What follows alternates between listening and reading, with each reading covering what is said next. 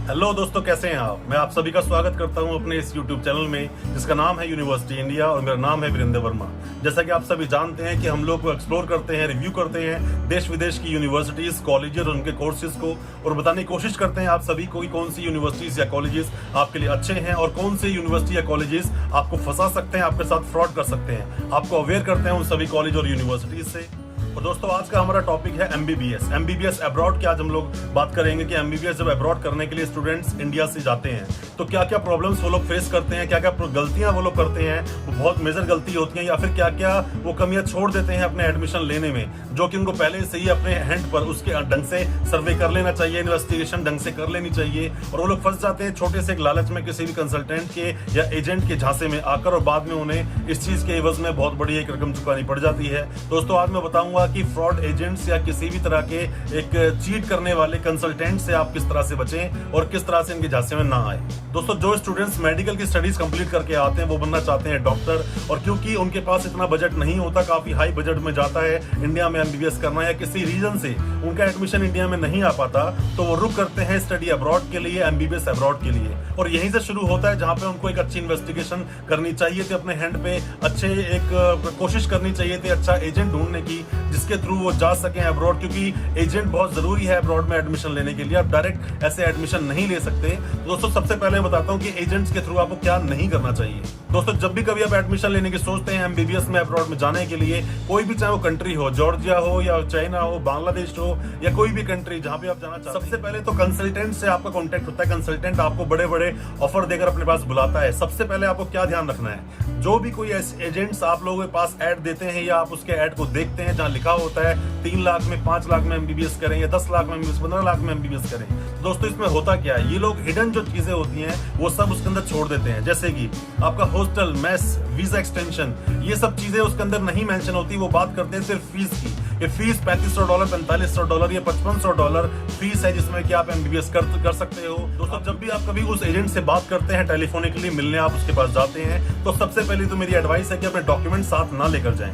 तो डॉक्यूमेंट्स आप अगर साथ लेकर जाते हैं तो वहाँ बहुत मीठी मीठी बातें करते हैं जिसके झांसे में आप आ सकते हैं, अपने डॉक्यूमेंट्स आप दे सकते हैं। सबसे पहले आप जाइए, कॉलेज के बारे में समझिए, किस कंट्री आप जाना चाहते हैं। कंट्री पहले से ही हर स्टूडेंट के माइंड में एक फोकस्ड होती है कि मैं इस कंट्री जाऊंगा। कई बार तो एजेंट लोग उसकी कंट्री को ही, उसके माइंड ऐसा वॉश करते हैं, कंट्री चेंज हो जाती है।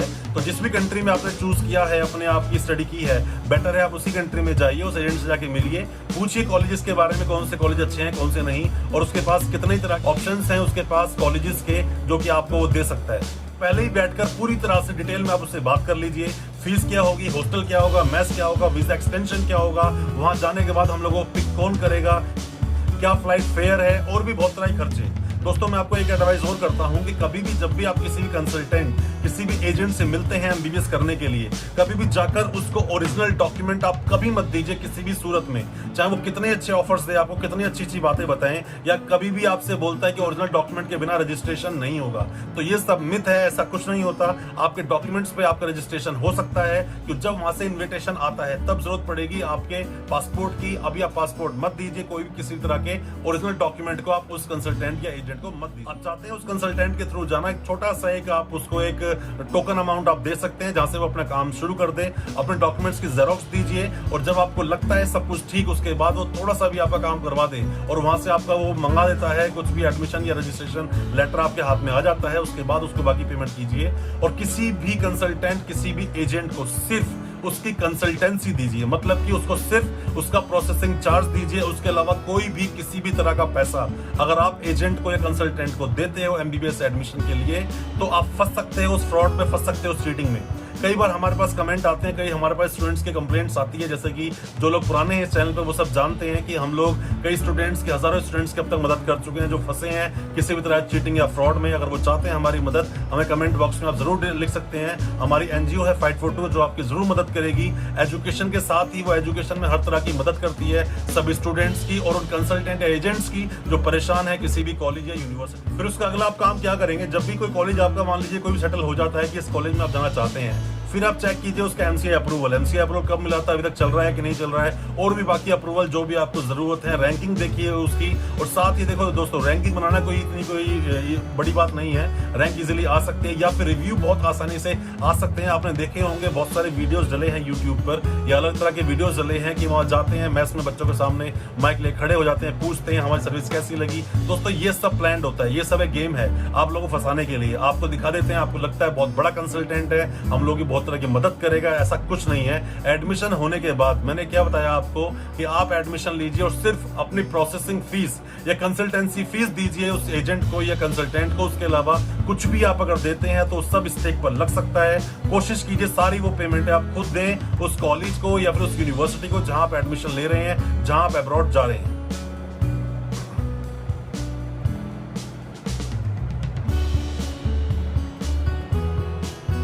दोस्तों हालांकि कई लोग ये बात वीडियो बनाते हैं कि एजेंट की जरूरत क्या है, एजेंट के पास हम क्यों जाए। दोस्तों आपको एजेंट की जरूरत जरूर है, 100% है। विदाउट एजेंट शायद आप एमबीबीएस के एडमिशन को ढंग से कंटिन्यू ना कर पाए। वो बेशक से आपसे अभी मुझसे क्वेश्चन कई लोगों ने ये भी पूछा कि कंसल्टेंसी कितनी होनी चाहिए। दोस्तों ज्यादातर देखा जाए जो कंट्रीज काम कर रही है जो एमबीबीएस के लिए बाहर अब्रॉड ये कंसल्टेंट एजेंट्स लोग भेजते हैं, तो 1 लाख से लेकर 1.5 लाख तक मोर देन इनफ है कंसल्टेंसी फीस, प्रोसेसिंग फीस। इससे ज्यादा अगर कोई मांगता है तो मेरे ख्याल से वो गलत होगी, क्योंकि जो भी आप दोगे उसमें जरूर कंसल्टेंट के खर्चे आते हैं जो कि हिडन होते हैं, जो कि वो भी आपसे नहीं लेता है, बट वो सारे खर्चे उसको इसी के अंदर निकालने होते हैं, सर्विसेज देनी होती है। किसी भी तरह की समस्या हो जाती है इन 5 साल 6 साल के अंदर, तो दोस्तों आप लोग सीधा कांटेक्ट करते हो अपने उसी एजेंट से, उसी कंसल्टेंट से जिसके थ्रू आप एडमिशन लेकर गए थे। मान लीजिए आपने एक ऑनलाइन एप्लीकेशन भेजी और वहां पे किसी कॉन्ट्रैक्टर ने आपकी एप्लीकेशन ले भी ली, तो किसी तरह की समस्या है तो बार बार आप उसके बाद वहां पर अगर पहुंच गए तो आपके पेरेंट्स नहीं उसको मेल कर सकते हैं, किस तरह की समस्या है वो नहीं कर सकते हैं, बट यहाँ पर जो एजेंट बैठा है आपका वो जरूर उनसे कॉन्टेक्ट कर सकता है और आपकी मदद कर सकता है। होता क्या है दोस्तों कि इन एजेंटों से, इन कंसल्टेंटों से कॉलेजेस या यूनिवर्सिटी को हर साल एडमिशन चाहिए, इसीलिए ये लोग इनके साथ में कोऑर्डिनेट बनाए रखते हैं और इनकी मदद चाहते हैं और वो इनकी मदद करते भी हैं। तो बिना एजेंट के अगर आप एडमिशन कर भी रहे हो या काफी तरह की हालांकि आपको प्रॉब्लम फेस करनी होगी, बट मेरी एडवाइस है अगर 5-6 साल के लिए अगर आप सब तरह की सहूलियत, सब तरह की फैसिलिटीज आपको मिलती हैं, उसके लिए 1.5 लाख किसी को कंसल्टेंसी प्रोसेसिंग फीस अगर आप देते हो, सही हैंड में अगर आप वो पेमेंट दे रहे हो, तो मुझे नहीं लगता वो फीस गलत है। बिल्कुल आपको दे देनी चाहिए किसी एजेंट के थ्रू जब आप एडमिशन लेने का सोच रहे हैं। अब दोस्तों एक और क्वेश्चन है कि हम अच्छे कॉलेज का चयन कैसे करें, अच्छे कॉलेज को हम चूज कैसे करें, कैसे सिलेक्शन करें अच्छे कॉलेज का, ये वो कॉलेज अच्छा होगा उस कंट्री में। दोस्तों देखो ये इन्वेस्टिगेशन या ये पूरा जो प्रोसेस है, पूरी जानकारी प्राप्त करने की सब चीज है, ये तो आपको खुद को करना होगा।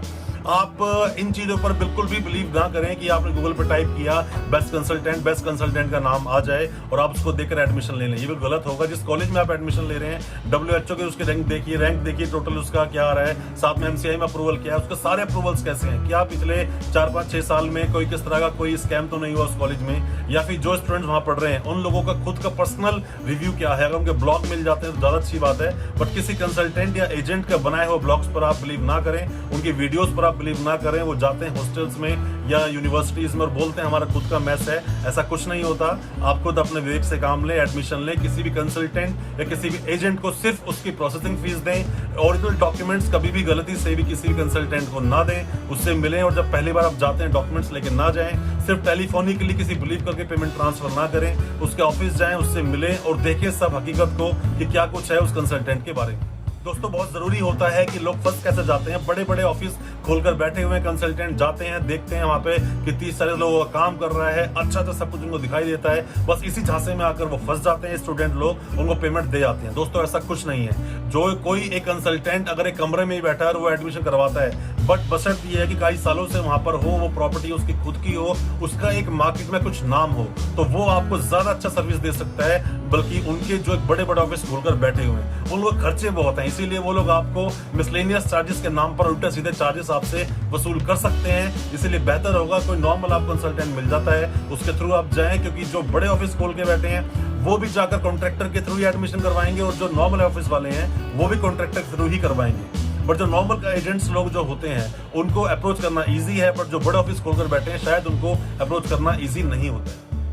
दोस्तों आप लोग चाहते हैं किसी भी टॉपिक, किसी कॉलेज या यूनिवर्सिटी पर वीडियो बनवाना, या आप चाहते हैं कि हम उसके बारे में बताएं अपनी वीडियो में, आप हमें जरूर कमेंट बॉक्स में बताएं। मैं अपना पर्सनल FB पेज और साथ में यूनिवर्सिटी इंडिया का FB पेज वो मैं जरूर डिस्क्रिप्शन लिंक में लिंक कर देता हूं, ताकि आप वहां से हमारे साथ में डायरेक्ट कनेक्ट हो सकें और पूछ सकें जो कुछ आप जानना चाहते हैं अपने एडमिशन यूनिवर्सिटी या दोस्तों मेरा वीडियो को लाइक करना ना भूलना, साथ में सब्सक्राइब जरूर करें, साथ में लगा बेल का जरूर दबा दें, ताकि आपको डेली के नोटिफिकेशंस मिलते रहें जो कि हम डेली वीडियोस अपलोड करते हैं यूट्यूब चैनल पर, ताकि आप अवेयर बन सके अपने एडमिशंस को लेकर, यूनिवर्सिटी और कॉलेज को लेकर। शुक्रिया दोस्तों, धन्यवाद।